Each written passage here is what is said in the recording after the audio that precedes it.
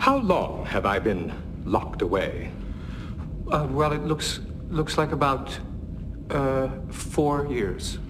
It seemed longer, What are you talking about? You can't possibly have been aware of the passage of time. but I was. Brief, terrifying periods of consciousness. Disembodied, without substance. I don't see how that could be possible. Maybe there was a fragmentation of the protected memory circuits. Call it what you will. All I know is that despite Picard's promise, he's done nothing. Just left me to go quietly mad.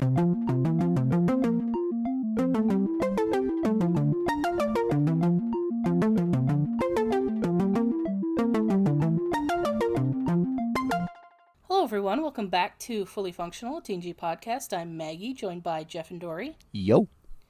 Jeff and I are both veteran Trekkies, and Dory is a rookie Trekkie, and we are taking her on our first journey through Star Trek The Next Generation.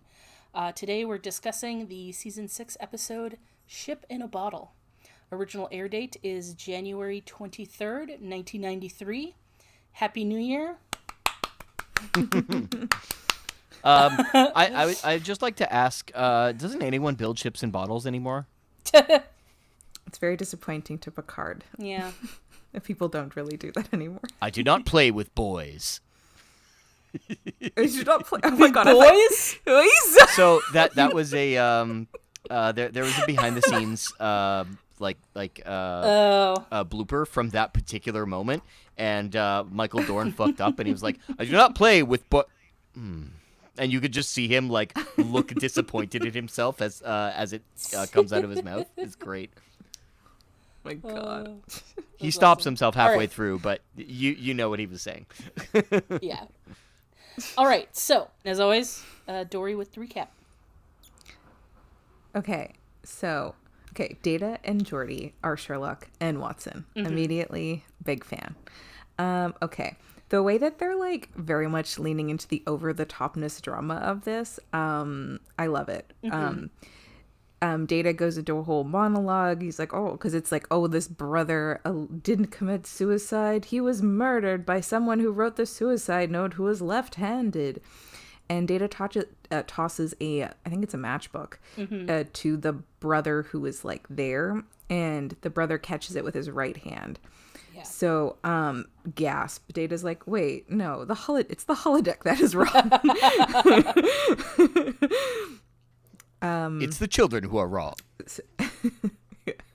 So Geordi freezes the program just to tell Reg that there's an issue with the holodeck problem again. Like, again. So Reg tells the... Sorry, I just have to interject. It doesn't come up in this episode, but why would you have the person who has an established holodeck addiction to come and deal with the holodeck? Oh, okay. So for one, he's apparently over his holodeck addiction. That was the implication. Good for Reg. But also, he's literally an engineer who's an expert at this. So, I mean, yeah. There's a little bit of behind the scenes interjection here. Actually, the reason that Reg is here, because like 2 Reg episodes in one season, holy shit. The reason that he's here is because they wanted a character who was not there for the original Sherlock Holmes episode in order to like find the problem and also to kind of introduce it to people who are unfamiliar with that episode.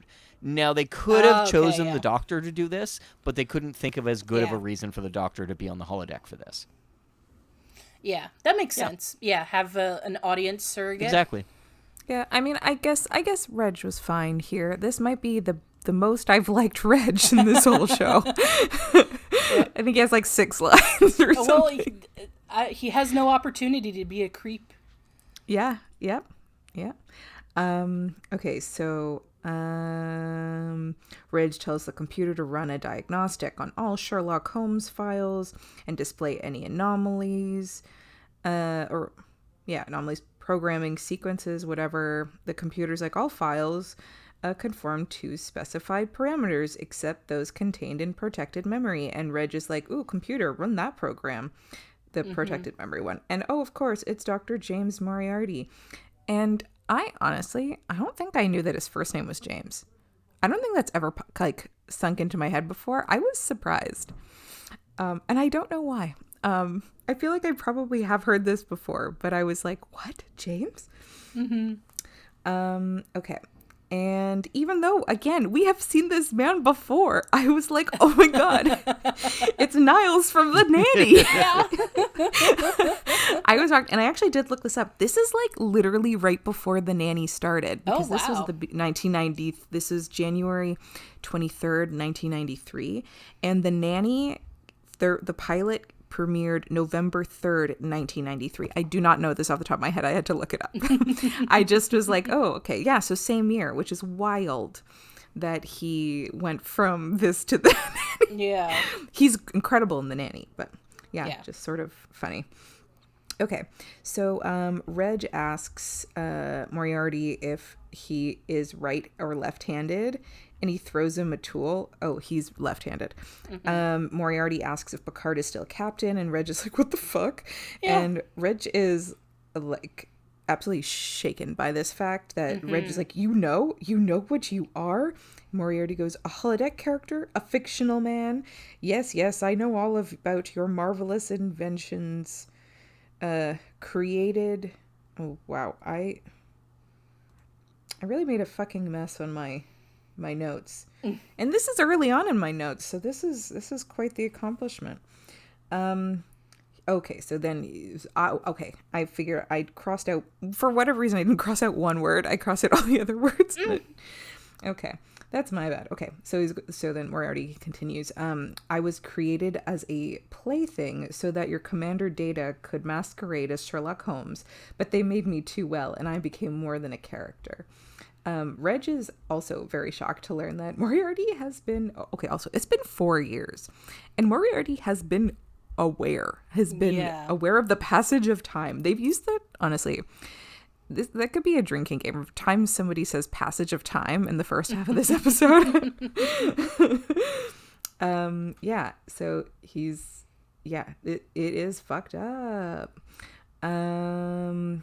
So Moriarty says that he lived through brief, terrifying periods of consciousness, disembodied without substance, which is fucking terrifying. Yeah. And then Moriarty's like, oh, well, Picard promised me that he would find a way for me to leave the holodeck. And Reg is like, oh, Picard would never forget a promise. I'm like, Picard definitely forgot this promise. I don't care what anyone says in this episode. Any of the bullshit. Picard 100% forgot about this. Yes. No one can convince me otherwise. So Moriarty would like to speak to Picard. And so he tells Reg to tell Picard to meet him in the sitting room at Baker Street. Reg is like, sure, I'll have to like store you in memory for a while, like go find Picard. And the second Reg so Moriarty like disappears, but then the second Reg leaves, Moriarty reappears. Ruh-roh. Okay, so the Enterprise has arrived at the Dietrian system to observe a unique celestial event, the collision of two planets. So Data explains that both planets are gas giants and neither possess a solid surface. Their atmospheres, however, will come into contact in approximately 17 hours. Which is like minutes. The BBBB plot. Yeah. Yeah. Oh, and then Geordi's like, hold on to your butts, because if all goes well, these planets will fucking become and give birth to a new star. So congratulations. Those are his exact words. Hold on to your butts, because these planets will become a fucking new star. Yeah, that's exactly. It's a word for word quote. The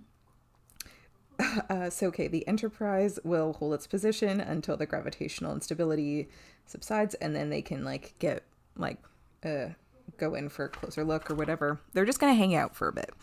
So Reg tells Geordi and Data that Moriarty is back again. Moriarty's back. Tell a friend.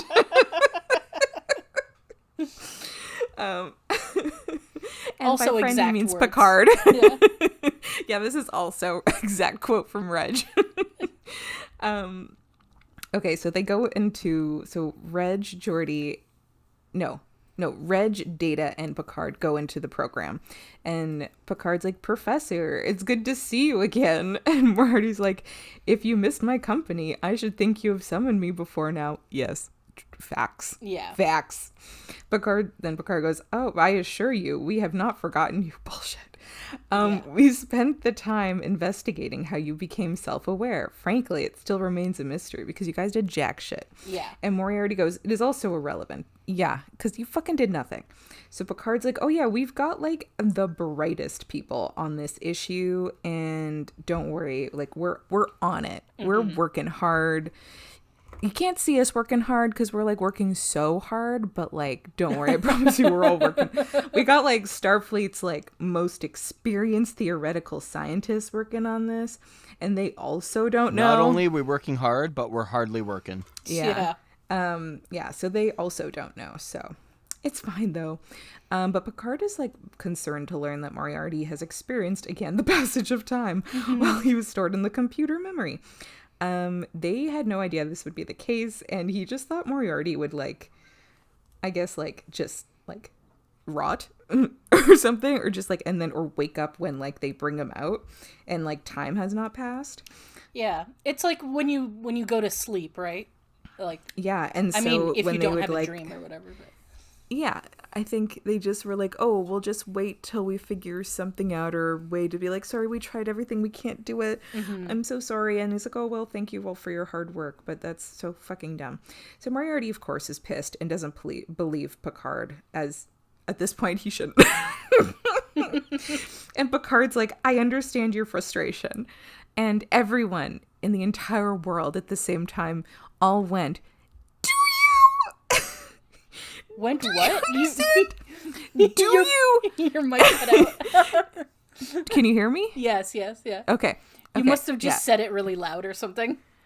Oh, well, we all said, do you? Do you understand the frustration, Picard?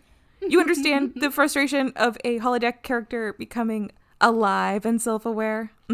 Picard, definitely something you can relate. Oh, Picard. But Moriarty, listen, he's going to will himself into existence. Yeah. And he goes, I think, therefore I am. And then I just wrote, famously not ever said by anyone else before, and only specific to this situation.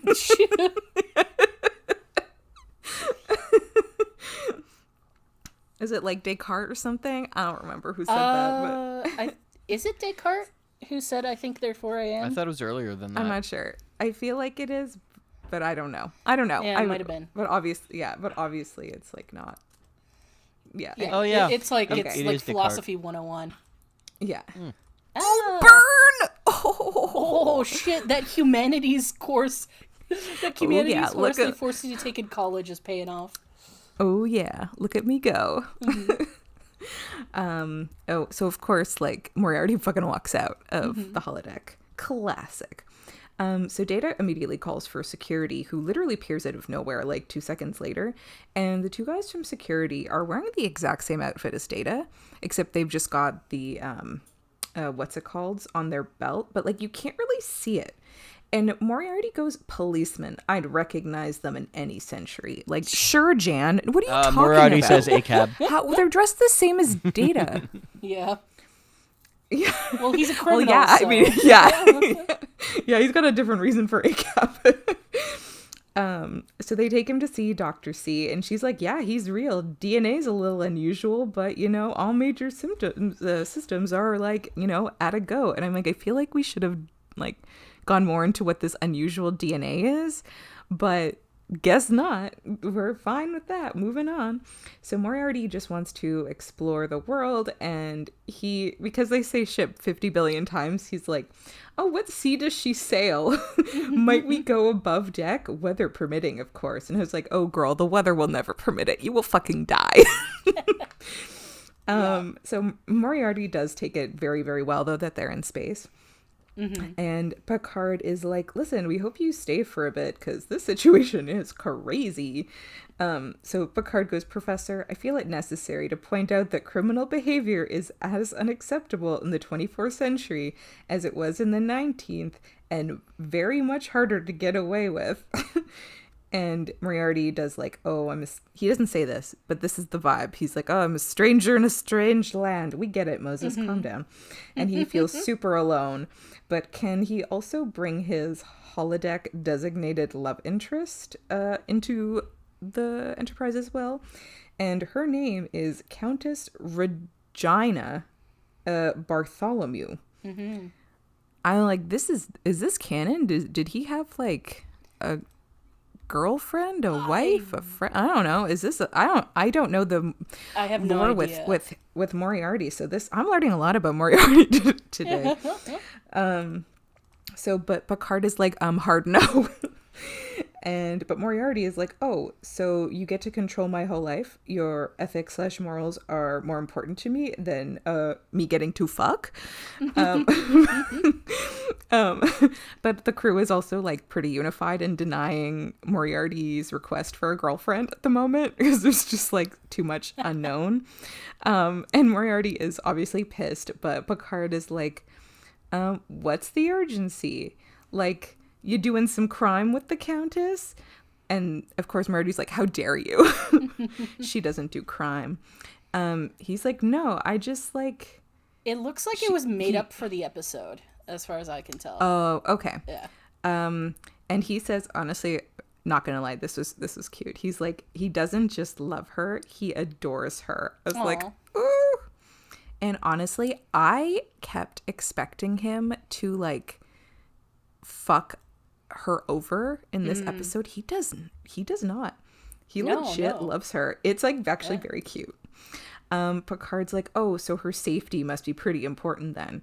So if we like acted and she was harmed, that would pretty much suck, right? So maybe we shouldn't try anything right now for her safety. So Riker calls Picard to the bridge. It's a fair point. I mean, he is manipulating. He is manipulating him, but it is a fair point. Yeah. So the planets are going to hit in the next 5 hours. Picard tells Worf to launch some probes. Oh no, but the probes won't launch. The system is not working. Command is being rerouted. And they really thought nothing would happen if they brought like a famous supervillain onto the ship.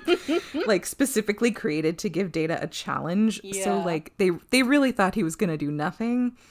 I was like, you guys, all a bunch of dumb bitches. And I use that affectionately because there are two categories of calling someone a dumb bitch. It is the affectionate version or the derogatory version. And this is very much affectionate version, you dumb bitches. Okay. And yeah, of course, this is just in time for,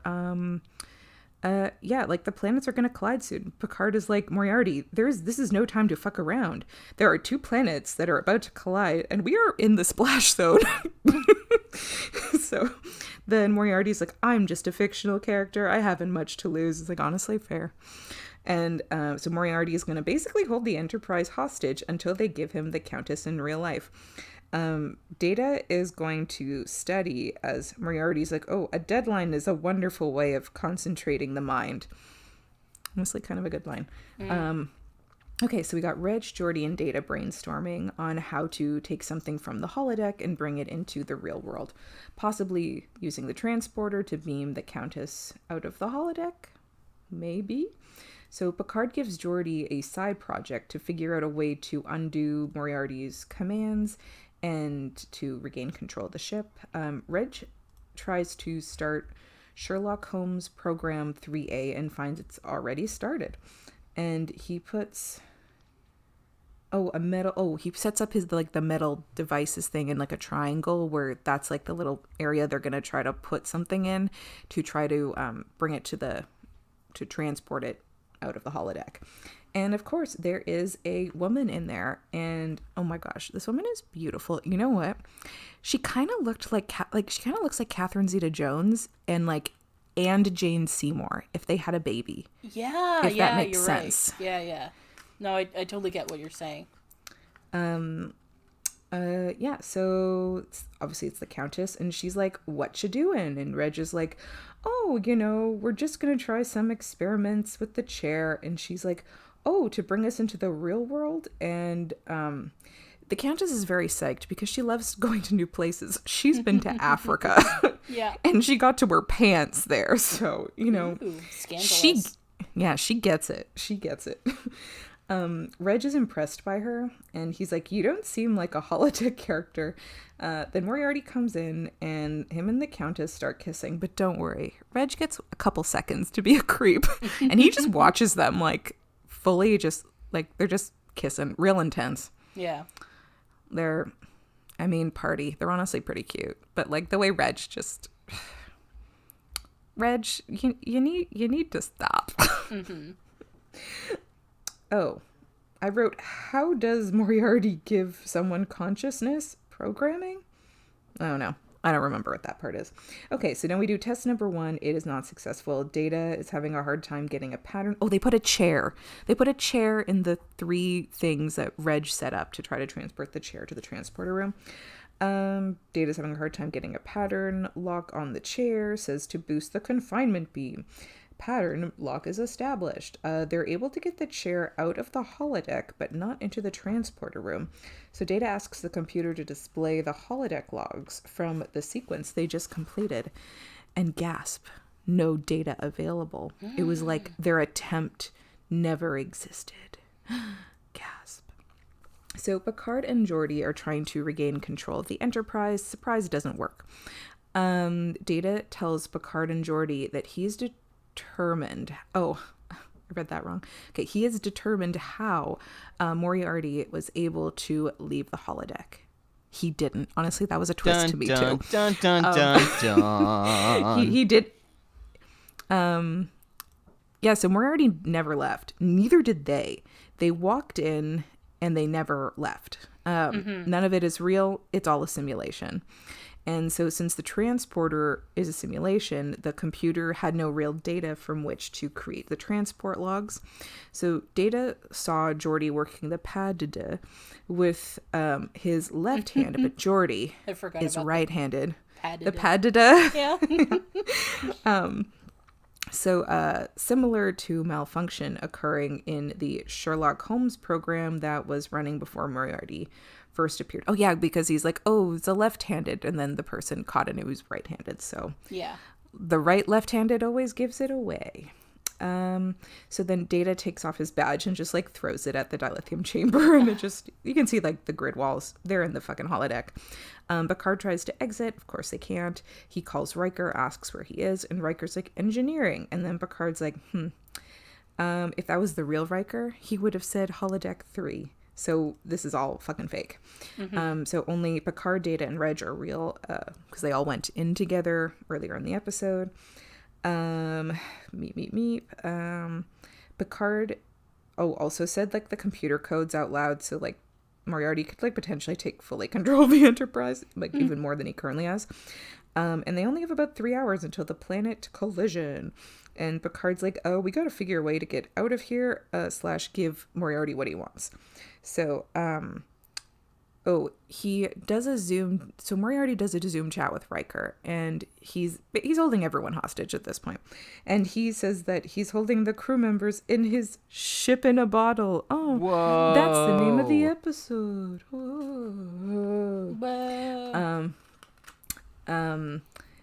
So Moriarty literally, like, he's got nothing to lose at this point. He tells Riker and Geordi that they tried to transport the chair in the holodeck thing, so maybe try it in real life. So Picard goes to see the Countess, and of course they have chemistry. Yeah. Honestly, Picard, like, Patrick Stewart has chemistry with a fucking chair at this point. Yeah.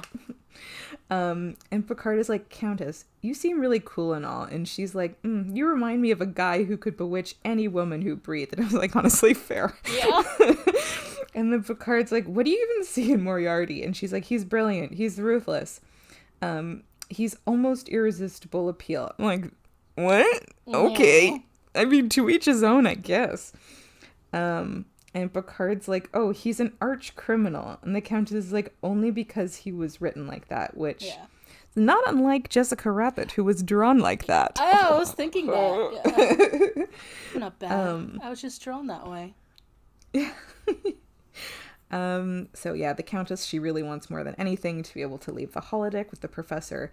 And so I was like, okay, so she's not in on the con. She doesn't know what the fuck is really happening. I really thought he was gonna not fuck her, but I thought he was gonna fuck her. Oh. I'm putting the emphasis on the Fair, wrong okay. versions of fuck. I'm putting the wrong emphasis on the wrong fuck. Thought There he was you gonna go. fuck her over. He does.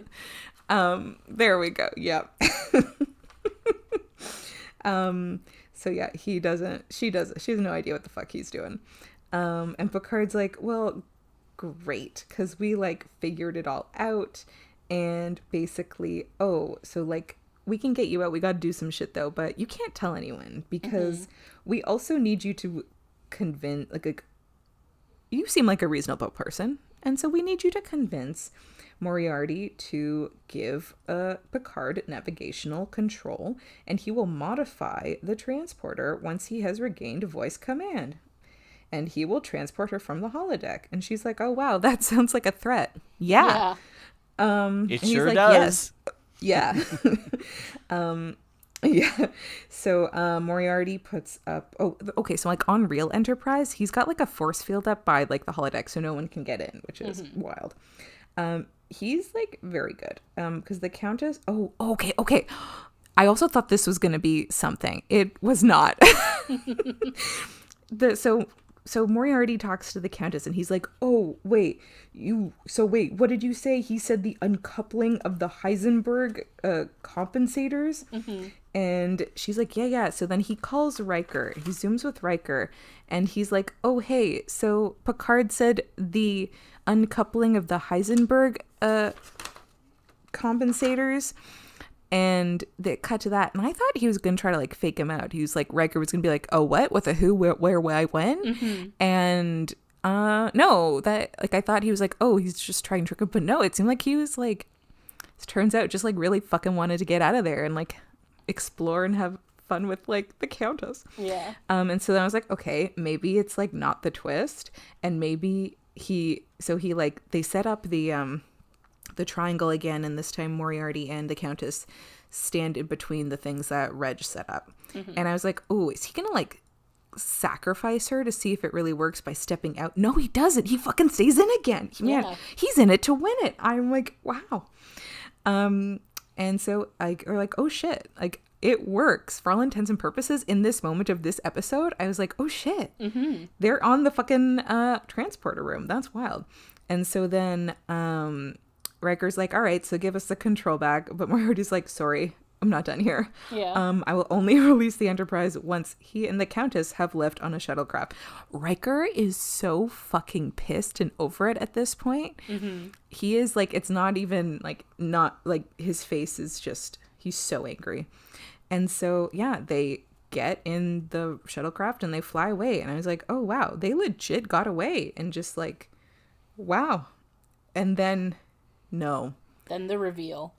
It's holodeck conception. Yeah. Okay. So it literally took, like, I think this is the dumbest. Here's the thing. I like this episode. This conclusion was the dumbest fucking thing ever. I don't get it. Like, I get it, but I also don't understand. Like, it doesn't make sense to me. The logistics of how they managed to do this. Anyways. Okay. So this is a quote from the episode. So, we managed to program the holodeck inside the holodeck and used the same ruse that Moriarty used on us. When he was attempting to contact the real bridge, he was in fact speaking to a simulation. So he never knew that he never left the holodeck. So the program is now just... Oh yeah, they're in a cube. Well, like... So now, like, Moriarty and the Countess are just like... They're basically real, like, VRing. It's Inception. Yeah. They're holodecking. Yeah, and so they're just like living their lives now in like a little cube, now for forever basically, and it's a tiny little mini holodeck, and it's pretty cute, and that's it. And I mean, realistically, So if they just gonna told him keep that going. it was And horseshit Picard- and they actually pulled him out of there one day, then he would be ultra pissed. Yeah. Yeah.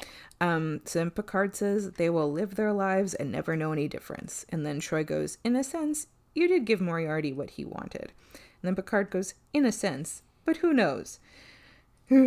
Our reality may be very much like theirs, and all this might just be an elaborate simulation running inside a little device sitting on someone's table. I was like, Picard, how fucking dare you? We live in a world where Truman Show exists. How could you say this to us? And then, I mean, this was before the Truman Show existed. Yeah. I know. And- I'm saying, but we live in a world where the Yeah. Truman Show exists. So that movie fucked me up for a bit. Yeah. The simulation theory is like a real theory. But it's unfortunately it's also a theory that's like really popular with like kooky conspiracy theorists and stuff. So all the like any sort of like real science is like all jumbled together with like conspiracy bullshit. So it's kind of hard to like look up. Yeah. So then everyone leaves the room except Reg with the cube, and he goes computer and program. And I legit, for a second, I was like, I'm going to have a fucking heart attack. Nothing happens. They're in the real Enterprise now. And then we get to watch the birth of the star. Happy birthday, Star. For like the last like 3 seconds of the episode. Yeah. So, Well, yeah, like this was It's just like, hey, remember the BBBB plot? Yeah. Well, it's only there to give the episode stakes. Yes, that's Because true. they need like some kind of ticking clock. Yeah, they Or I got to get guess- out of the splash zone. Yeah. This was honestly fun episode. I enjoyed this. Yeah. It is fun. You're Yeah, right. I You're figured right. this would probably be up your alley. Yeah, this is not an episode that I skip, but it's also not one that I ever seek out because honestly, there really isn't much to it. Yeah. It's like once you know the mystery, it's far less interesting. Personally, at least that's what I found with it. I was like, okay, yeah. I mean, if you know what's happening, then this part is not super exciting because it's like the twist is what does it. So it's more of an episode that you can definitely watch once, and the second time it's far less entertaining. Yeah, I mean, this was my first time watching it, so the plot twist, I did not expect that. I was very I know. surprised. It's a good twist. Yeah. Oh, especially the fact that technically the same twist happens twice. Yeah. Yeah, but the second time not as effective. Honestly, I was like, I don't No, fucking definitely not. get it. But now here's another fun question that occurred to me while just when I finished the episode. If Data wants to play Sherlock Holmes again, so I guess they're gonna have to do another Moriarty. Yeah. I mean, They're just because there's I nothing. guess he has an infinite amount of Moriartys. I guess. Yeah, there's nothing stopping them from making another Moriarty. It's Yeah, just 'cause like a like- computer program. The problem is they said make an opponent capable of defeating Data, and like, okay, yes, that's a stupid premise. It's basically, oh, if you're not clear to the computer, it'll destroy the universe or whatever, Yeah. and it was silly. And the implication is that they have since made changes that would prevent This shit from suddenly happening. creating sentient life. Yeah. The computer accident. the computer plays rules of like a witch from a fairy tale. Yeah. Yes. Like you got to be Yes, crazy definitely. specific with your you got to watch what you say or else you will be fucked. Yeah. Although it Yep. is a legit issue with dealing with computers where if you're not exacting, the computer will take you as literally as it's designed to take you, right? Party. I don't know if what I said makes sense. But like No, I mean, this is a trope that's been used in sci-fi quite a bit over the years. Oh, so, yeah, like, yeah. It's not even a new concept. yeah, I'm just even by Star Trek yeah, standards. I'm just saying that is a real life computer problem though. Like Yeah. cuz the example I'm thinking of is like crashes that involve autopilot. Like 99% of the time, it's not that there was an issue with the autopilot itself. It's that someone put in a bad request to the autopilot. So, like, the computer was Nice. doing what it was asked to do. It's just the person didn't realize that's what the computer was doing. Or they just, like, didn't notice that that's what they, like, inputted in there. Wild. Yeah. This is why we gotta stop the computers from rising up. No, you just gotta Be more specific for your computer. Don't Yeah. worry. I don't think Tuffany will ever turn against me, right? My laptop Tuffany. Yeah, I mean, luckily, I don't think Tuffany has the ability to really screw anything up. If Listen, don't underestimate her. No, I'm kidding. I'm kidding. listen, she can No. destroy worlds. All right. Well, she did. Okay, it's not her fault, but when I switched computers and I tried to play The Sims, when I went on it on this computer on Tuffany, everything I had done for The Sims was gone. Oh. Yeah, same with Sims Medieval. I was devastated. Oh, that sucks, man. Yeah, and that was like years and years of stuff. Yeah. But when I did restart Sims Medieval, I did decide to make the characters inspired by TNG cast. Oh yeah, that's right. So, wasn't a complete loss. Mm-hmm. So, I haven't played that in a while. Maybe I should see how everyone's doing. But, yeah, we're computer friends. Don't turn against me. I love you. Yeah. But yeah, no, what I'm saying is that, it's not the computers, they're not purposely doing something bad. They're just doing what you asked. It's just you have to be careful what you ask for. Yeah, she's not bad. She's just wrong. She's not bad. She's just programmed that way. I probably would have really enjoyed some parts of this episode more without the story being kind of already known by me, because there is some very interesting dynamics between Picard and Moriarty. Oh, I was gonna say, and the scenes Countess. with, both of them at once. No, because when the two of them are in a scene at the same time, they're usually having a bit of a battle of wits of sorts. Mm-hmm. And I really like the dialogue between the two of them there. There's one that happens in 10 Forward, for instance, where Moriarty is very clearly frustrated by his predicament, and he wants to get out there, and obviously we know now that he's actually trying to convince Picard to figure out how to solve this problem so that he can actually get out of the simulation. Mm-hmm. Hey, figure out how to save my girlfriend, because if you figure out how to save her in here, then you can do that in the real world, and then you can bring us both out. So whatever. Yeah. But that dialogue between them really highlights that Moriarty has this morality set that is absolutely stuck in 19th century London. Mm-hmm. And it was really interesting to watch the two of them have this dynamic, because obviously our minds are much more open to possibilities in this science fiction show than they would have been to even the aristocracy back in London in the 19th century, simply because the concept that the universe may have been as big as we now have proof that it is wasn't really as widespread, and it wasn't even considered as much, as far more people were more religious at that point, mm-hmm. even if they believed in a good deal of science. Yeah. And it is cool to see Picard, who has a Victorian vibe, mm-hmm. His ship captain. Yeah, battling wits with this actual Victorian man. Well, not actual, but you know what I mean. An actual Victorian villain. Yeah, an actual Victorian computer simulation. Character.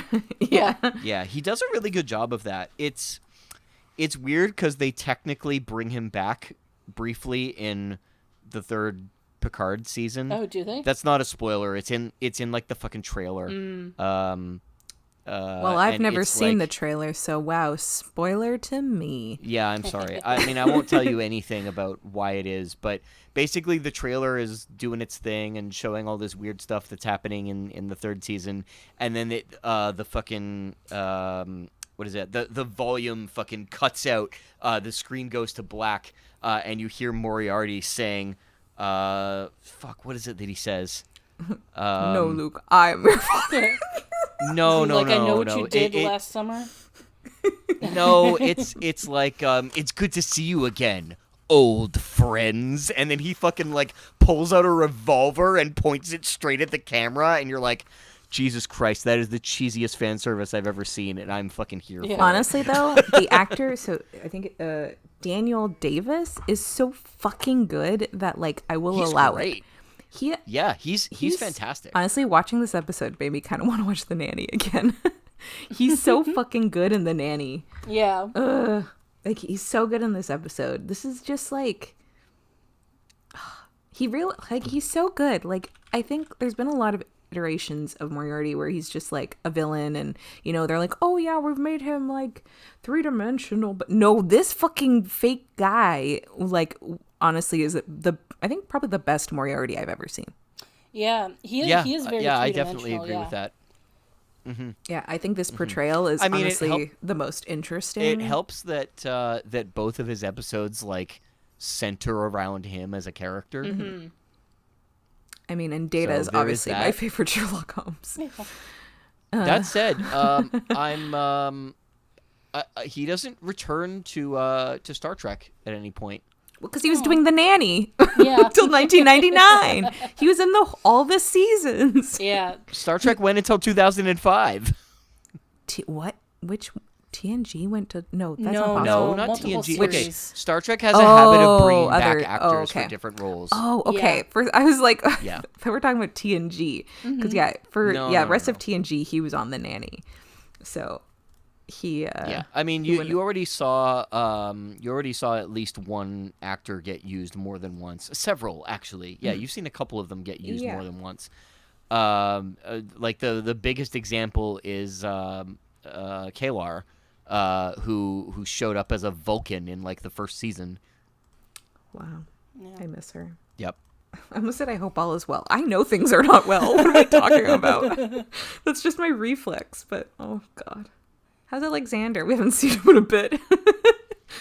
I mean, I don't think Worf's seen him in a bit either. Hey-oh. Worf's a shitty father. Wow, he was really busy. That's all I have to say about him. He was really busy being on a mission that he had no reason for him to be on. But that's not Worf's fault. Yeah.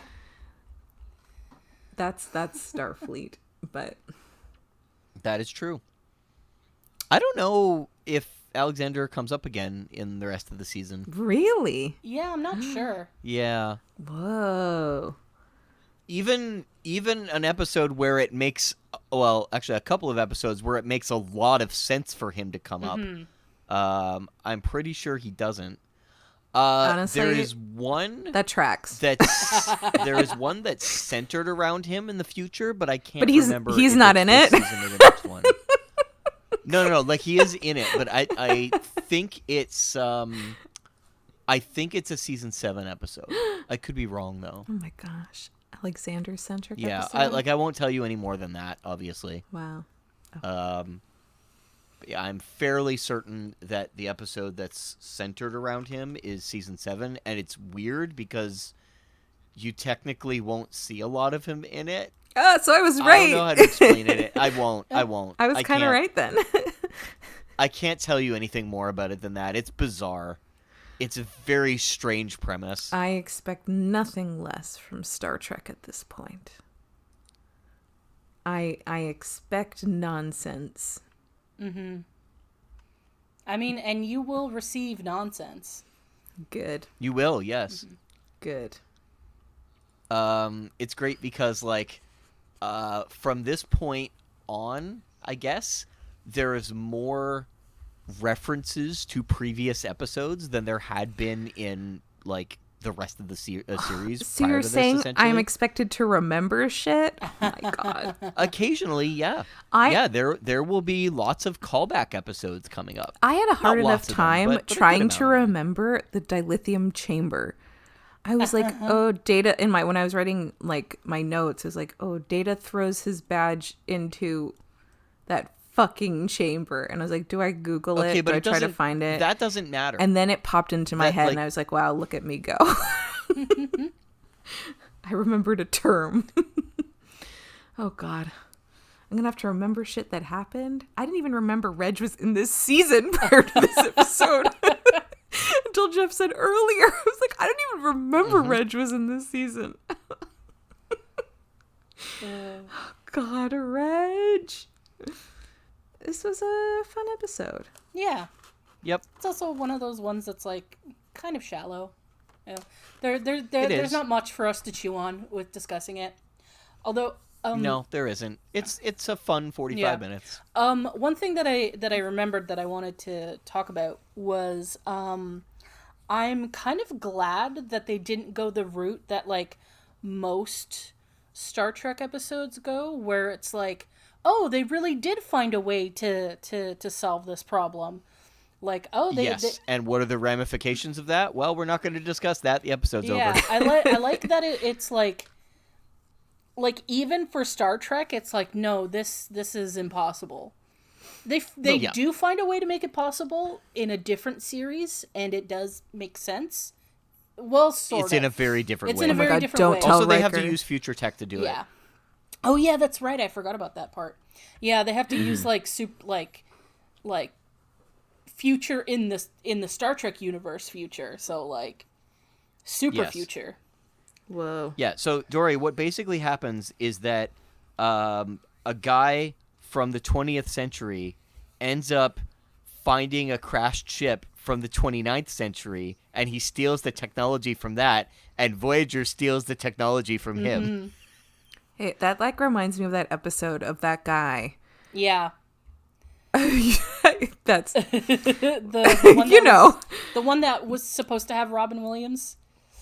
Sure. Yes. Yeah. And he was and I hated that guy. Yeah.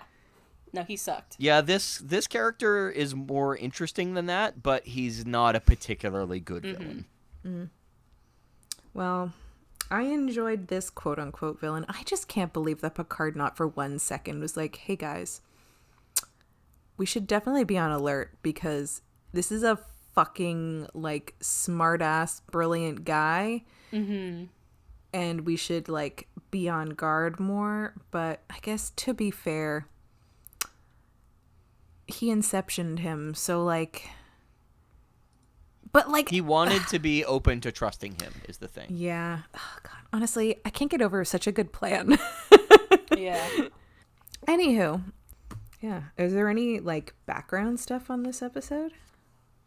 A little bit, but I don't know how exciting it is. Like, okay, so the episode actually came from a story that got pitched in the 3rd season and just kind of like hung around for years and years. The original idea was going to be, there's a lot of info on it, but it was basically Riker beams Picard up in a similar like fake recreation in the holodeck in order to protect him from some fucking nameless villain.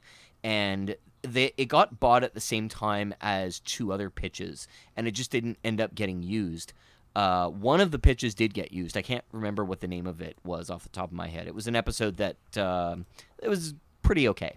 And then years later, they were doing like a writing retreat, and they were talking, and they were like, "Hey, it'd be really interesting to bring Moriarty back."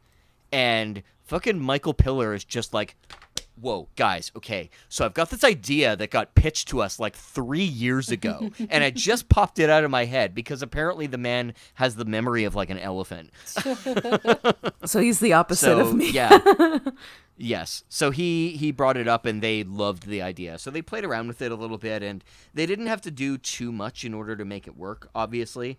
Brent Spiner was super excited to be part of it because he was really itching to play Sherlock Holmes again. I bet. As you can see from how much fun he had in those scenes.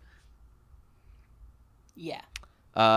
Barclay was actually a really late addition to it. And they rewrote the script a couple of times, and he ended up staying with the rewrites and having like a more prominent part before they realized we're not actually using him as much as we thought he would by the time they got to like the later revisions of it.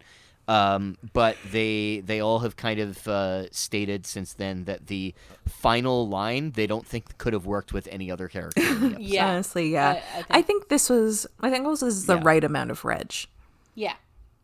Yeah, I and agree. he still got to he be works better as an accompanying character Yeah. rather than a main Yeah. character, Yeah. I think. And like you just get a little bit of weird from him. Just like a dab of weird.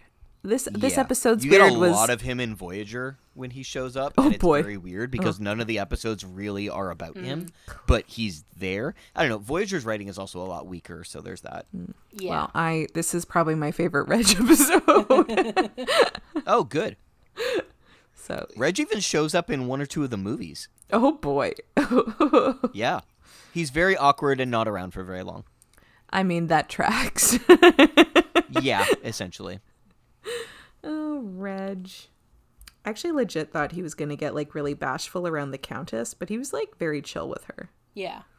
Yeah. He's adjusting. Yeah.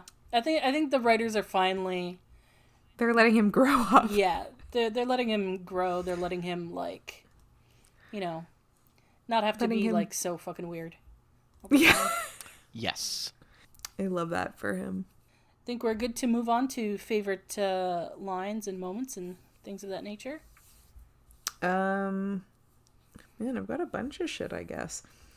I did enjoy. Oh, I did. Okay, of course, Data and Geordi getting to be Sherlock and Watson. Always a big fan of that. The twist, honestly, was like surprising, which was great. I liked Picard being like, we totally didn't forget you. We totally Yeah. knew, and we've been on it this whole time. Yeah. We got our best guys working on it. We got the top scientists. Listen, we're still trucking on this. I love that. I liked the Countess. She was great.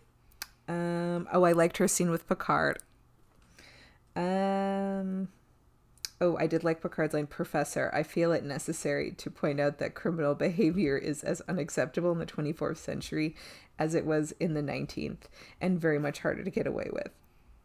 I liked that. I don't know. I liked how like pumped Moriarty was for like the real world. Like he was like, oh, cool, space sounds cool. I think Moriarty was just really fun in this episode. He was cool. I don't know. There was just like a bunch of kind of shit here and there that was good. Just like the episode in general was fun. Oh, I like the Picard goes, he's an arch criminal, and the Countess only because he was written like that. Yeah, I guess that. I mean, there's a lot that I like. I like this episode in general is pretty solid.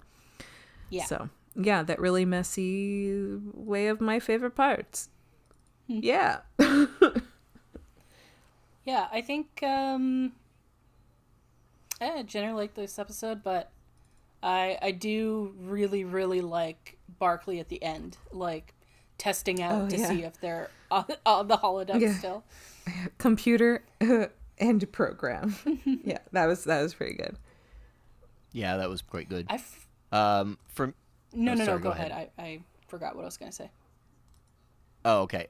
For me, the episode's strength is oddly at the very beginning with Data and Geordi doing their Sherlock Holmes and Watson thing, and it's especially how stands out to me how not good of a job Geordi is doing. And I think what I really enjoyed about that is first I was like, oh man, he's not good at this. Like he's not good at this Shakespearean stuff. And then I realized, wait a minute. That's not LeVar Burton doing Shakespeare. That's LeVar Burton doing Geordi doing Shakespeare. And that fucking tracks. Yeah.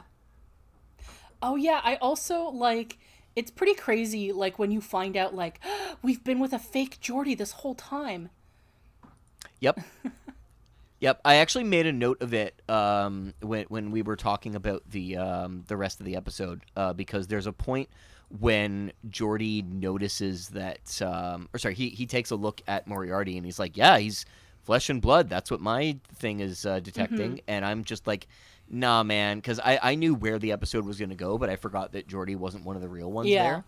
So Geordi's not a real one?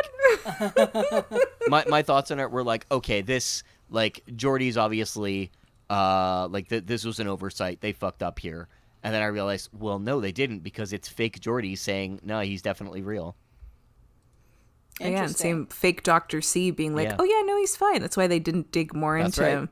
more into it, because yeah, like someone says, oh, his DNA is unusual. I'd be like, okay, explain, tell me everything about why his DNA is unusual. Like this is something that honestly, I would have thought like he'd spend more time with like Dr. C to be like, yep, you were not real, now you're real. But no, everyone seemed to accept, well, he's like fine. Once over, someone who's never been real, nope, he's good to go. Okay, time for predictions for the next episode. The next episode is called Aquiel. What? Yeah, I believe it's a name. It is a name. Okay. I think it's like a woman's name, Aquiel. So I'm relying on the Netflix description for this because it's been a long time since I've watched this episode. So it says, murderous intrigue abounds for the Enterprise when one of the crew aboard a subspace communications station is believed dead. Oh my god. Yeah, so you're getting your murder mystery episode. Ooh, all I need is my beach day. Yeah. And get all my wishes. No. Okay. There is legit a Star Trek Beach Day episode, but it's in DS9. Yeah, and it's Yeah, the I want worst this. episode of television ever. Okay, wait. Prophet and Lace exists. That I have to rewatch it, but I don't hate Prophet and Lace as much as most people do. That's the cross-dresser episode. I know it's Okay. the cross-dresser episode. Okay, I so wait. still think the beach episode is worse Okay. than Prophet and Lace. Like I said, I have to rewatch it. It's been Okay. a long time. Okay, so sorry. There's someone is murdered over. Sorry, Communications? I forgot we were doing a prediction. Yes. So there's a subspace communication station, and they think one of the crew members is dead. So it's like a murder mystery. Oh, I think. Okay. Oh boy. Okay, so it's one of the crew. It's one of the crew of this I'm gonna- station, so it'll be a character Oh, of that the we're not familiar station. with. Yeah, it's different. And if I remember correctly, I think Geordie's yes. pretty heavily involved. It is a Geordie episode. Ooh. Yeah, Okay, he's the yeah. one Oh, investigating. nice. Yeah. Nice. Okay. So I predict that Geordie will lead the investigation of the supposed death of someone that we don't know on a space station. Thank you for that amazing contribution, Dory. Yes, you're welcome. All right. So, who do you think okay. is murdered, and why do you think Geordie's in charge? Okay.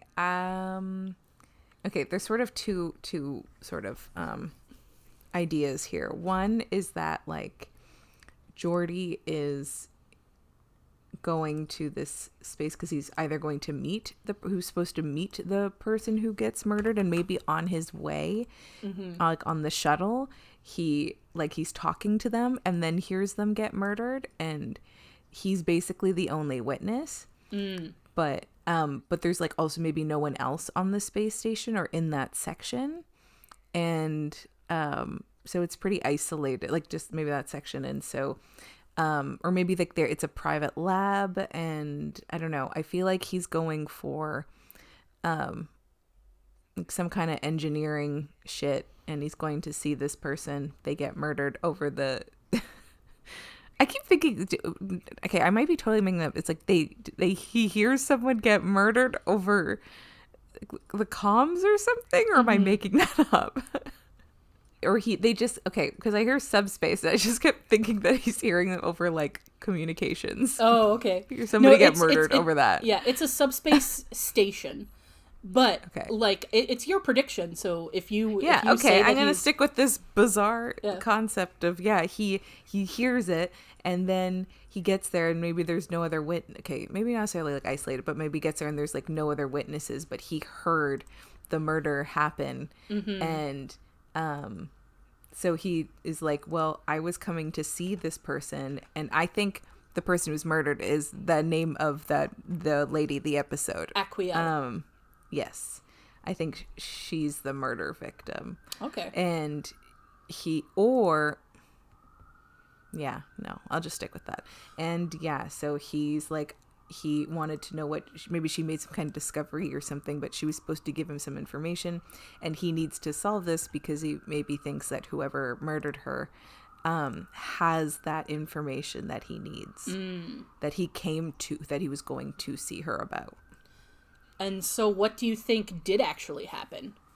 She was murdered for the information that she had. I don't know. Do I need to do like a murder weapon? Yeah, I guess I was the just candlestick asking, in the ballroom. Yeah, I guess I was just asking, like, what do you think the result of the investigation is? Like, what's the murder is? What's the death? What's the truth that they find out? I don't know. So like you said, he's investigating because he thinks this happened. Do you think that's what actually happened, or do you think something different actually happened? I mean, honestly, it would be a huge bummer if someone gets murdered like this, but I feel like this show also trapped someone between floors, and that was pretty fucking brutal. So, and we watched Picard get tortured naked. Yeah. So, yeah, I'm gonna go with real life murder. Okay. All right. So if you want to see if that's correct, watch along with us and join us for the next episode of Fully Functional, a TNG podcast. Goodbye.